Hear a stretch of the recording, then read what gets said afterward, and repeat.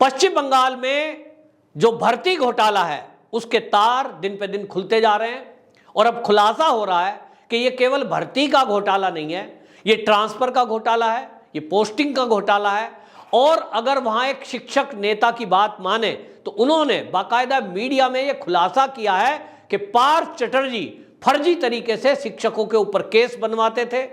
आप विद्यालय में लेट आए, आपने काम ठीक नहीं किया, उनके ऊपर कोई इंक्वायरी बिठा दी और फिर उस इंक्वायरी को खत्म करना, आपके फेवर में फैसला देना, इसके लिए पैसे लिए जाते थे। यानी जानबूझकर फर्जी केस बनाए जाते थे और उन केस को खत्म करने के नाम पर भी रिश्वत बटोरी जाती थी। हर भर्ती, हर पोस्टिंग, उसमें पैसे इकट्ठे होते थे और ये पैसे इकट्ठे करने में खाली पार्थ चटर्जी नहीं है, ऐसे 100 नेताओं का पता चला है जो टीएमसी के नेता ये इस तरह का कैश इकट्ठा कर रहे थे। सवाल ये है कि ये जो नोट इकट्ठे हो रहे थे आखिरकार इसके पीछे कौन? इस बात को लेकर के जो भारतीय जनता पार्टी के नेता हैं शुभेंदु अधिकारी, वो दिल्ली में अमित शाह से मिले और अमित शाह को मिलकर उन्होंने ऐसे 100 टीएमसी के लीडरों की लिस्ट नाम समेत वो सौंपी है और अमित शाह को सौंपते हुए ये कहा है कि कृपया इस लिस्ट को ईडी को सौंपिए। ये पार्थ चटर्जी, ये अर्पिता मुखर्जी, ये केवल अभी 2 लोग पकड़े गए हैं, अभी 100 लोग यानी 98 लोग अभी और बाकी है। वो तो 100 ही बता रहे हैं कि 100 ऐसे लोग हैं जो ममता बनर्जी के इशारे पर जनता को इसी तरह परेशान कर रहे थे। हर मंत्रालय का एक रेट खुला हुआ था कि मनमर्जी की पोस्टिंग चाहिए तो इतना पैसा है, आपको नौकरी चाहिए तो इतना पैसा है, और ये सब पिछले 10-12 साल से चल रहा था। पैसा इकट्ठा किया जा रहा था, जमीनें खरीदी जा रही थी, उन पैसों से गोल्ड खरीदा जा रहा था, विदेशों में जमा किए जा रहे थे।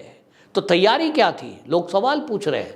तो किसी टीएमसी के नेता ने बताया है, उन्होंने कहा कि ये पैसा दीदी को प्रधानमंत्री बनाने के लिए 2024 के लोकसभा चुनाव में पैसे के बल पर इलेक्शन लड़वाने के लिए इकट्ठा किया जा रहा था।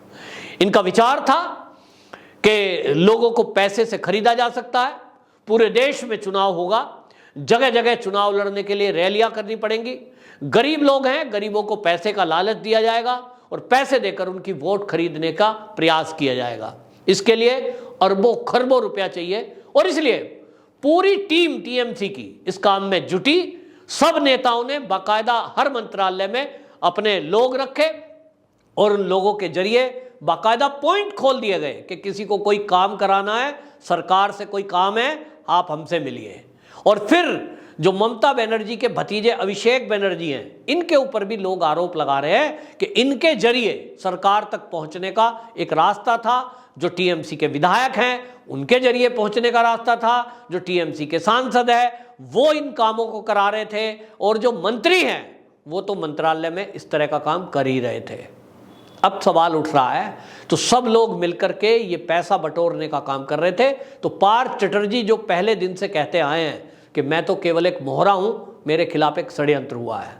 जो अर्पिता मुखर्जी बोल रही है कि ये पैसा तो मेरा है ही नहीं, मेरे घर में कौन रख गया मुझे नहीं पता, तो अर्पिता मुखर्जी इतना तो सच बोल रही है कि ये पैसा उसका नहीं है। कौन रख गया ये भी शायद उसको नहीं पता। पार्थ चटर्जी फोन कर दिए होंगे कि भाई मैं एक आदमी भेज रहा हूं और वो एक बैग रख के जाएगा, उसका बैग रख लेना, उसमें क्या है, कितने पैसे हैं, अर्पिता नहीं गिनती होगी, कोई मशीन थोड़ा ही है कि वो 1 करोड़ रुपया गिन लेगी, उसको रख दिया। ये बात ठीक है, लेकिन ये सब घपला घोटाला करने में ऐसी 6 महिलाओं की मदद ली गई, जो हमारी केंद्रीय एजेंसी हैं, ईडी है, इनकम टैक्स है, इनकी आंखों में धूल झोंकने के लिए कि वो ये समझते रहें कि भाई नेता तो पाक साफ है, किसी नेता के घर में छापा पड़ेगा तो नेता के घर में 1 रुपया भी नहीं मिलेगा। नेताजी कहेंगे साहब मैं तो 0 टॉलरेंस नीति पे चल रहा हूं, मैं तो भ्रष्टाचार करता नहीं। ममता बनर्जी तो 0 टॉलरेंस पे चल रही हैं, वो तो भ्रष्टाचार पसंद करती नहीं। देखो पार्थ चटर्जी को तुरंत मंत्रालय से निकाल दिया। ऐसा शो करके वो अपने को पाक साफ घोषित करा ले जाएं और ये पैसा कहीं और रख के, और 2024 के लोकसभा चुनाव में ममता बनर्जी इस पैसे के बल पर प्रधानमंत्री बनने का सपना देख रही थी। ऐसा कहना है टीएमसी के लोगों का, जिन्होंने ईडी को उन लोगों को ये जानकारी दी है। पार्थ चटर्जी जो अब बता रहे हैं, ईडी के सूत्रों से ये पता लग रहा है कि ये एक बहुत बड़ी प्लानिंग चल रही थी और पूरे पश्चिम बंगाल में इसी तरह भ्रष्टाचार चल रहा था। लोगों के ऊपर एफआईआर कर दी जाती थी, फिर उस एफआईआर को खत्म करने के लिए, केस खत्म करने के लिए रिश्वत बटोरी जा रही थी और पुलिस के जो अधिकारी है वो इस पैसे को लेकर के कहां पहुंचाते थे, कैसे पहुंचाते थे, ये जांच का विषय है। लेकिन लोगों ने आरोप लगाया है। एक महिला ने तो गुस्से में पार्थ चटर्जी को चप्पल तक मार दी। उसका कहना यह था कि उसके बच्चों ने पैसा कर्जा लेकर कोचिंग सेंटर में कोचिंग ली थी और तब जाकर के टीचर ट्रेनिंग के लिए उन्होंने टेस्ट दिया था, रिटन टेस्ट पूरा क्लियर किया, लेकिन उन बच्चों की नौकरी नहीं लगी। नौकरी लगती कैसे? रिश्वत के कारण 15 लाख 10 लाख जो देगा, नौकरी तो उसकी लग रही थी। तो इसलिए लोगों के अंदर गुस्सा है। वो बच्चे आज भी पिछले 500-600 दिन से प्रदर्शन कर रहे हैं। लेकिन आप देखिए, हैरत की बात यह है कि इस देश में कैसा मीडिया है।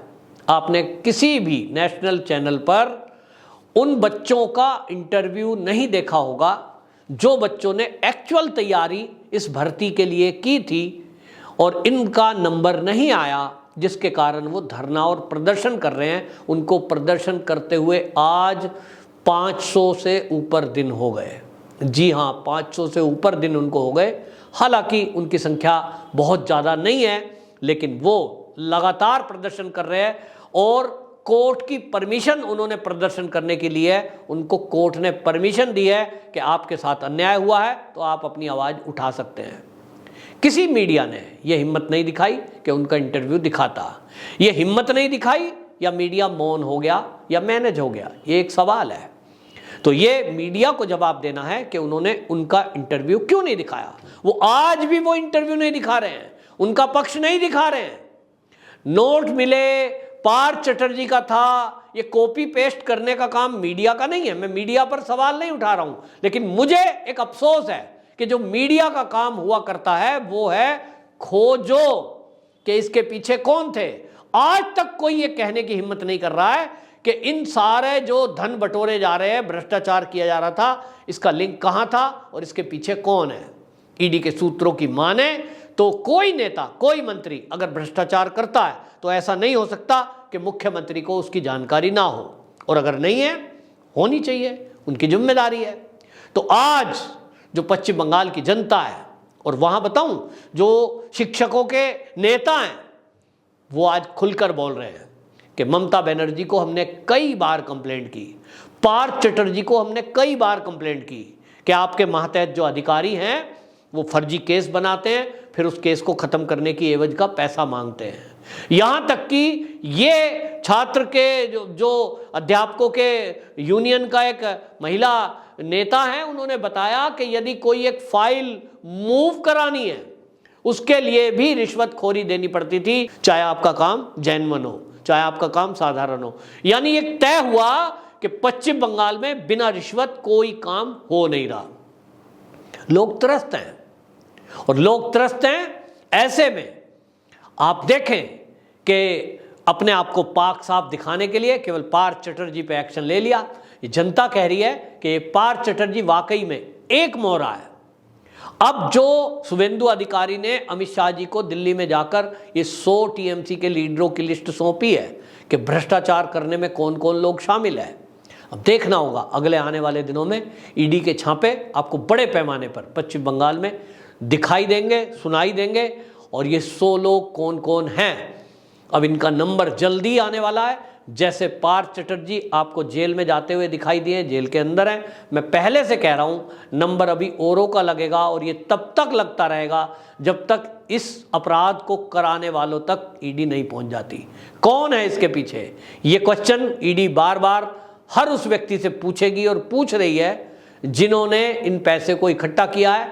पार्थ चटर्जी अगर वो सोच रहे हैं कि वो इस मुख्य अपराधी को बचाने में वो मौन रह जाएंगे और वो कभी छूट जाएंगे, तो नवाब मलिक जो कि महाराष्ट्र में बंद है और अनिल देशमुख, उन दो नेताओं का हाल देख लो, कितने दिन से बंद है। आप अपने ऊपर अपराध ले लो, यह आपकी मर्जी है, लेकिन समय की नजाकत यह है कि आप अपना मुख खोलिए और ईडी को सही जानकारी दीजिए ताकि आप थोड़ा बहुत बच सकें और जनता की सहानुभूति आपके ऊपर आ सके। वरना जैसे महिला ने चप्पल मारी है फेंक कर, इसी तरह जनता क्या गुस्से में है और क्या कर सकती है, इसका एक नमूना भर अभी देखने को मिला है। वंदे मातरम।